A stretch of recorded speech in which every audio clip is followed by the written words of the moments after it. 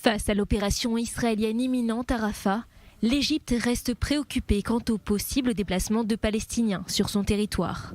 Des milliers de réfugiés qui passeraient alors sous sa responsabilité.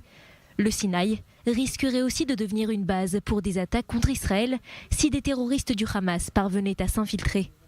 Pour éviter cette situation, le Caire a pris certaines mesures. Tout d'abord, le long de cette frontière de 13 km, un mur en béton a été érigé.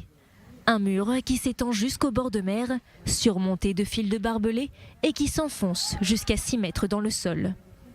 L'Égypte a aussi renforcé sa surveillance dans le nord-est du Sinaï en y envoyant 40 chars et véhicules blindés. Des caméras et des capteurs ont aussi été installés à la frontière avec la bande de Gaza. Enfin, face aux avertissements d'Israël concernant la contrebande d'armes destinées au Hamas, l'Égypte a construit 3 lignes de barrières qui rendent impossible toute contrebande par voie aérienne ou souterraine.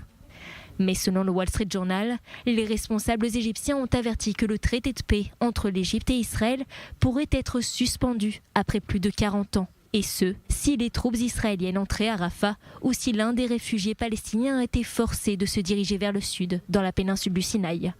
Un avertissement qui rend l'opération à Rafah d'autant plus délicate.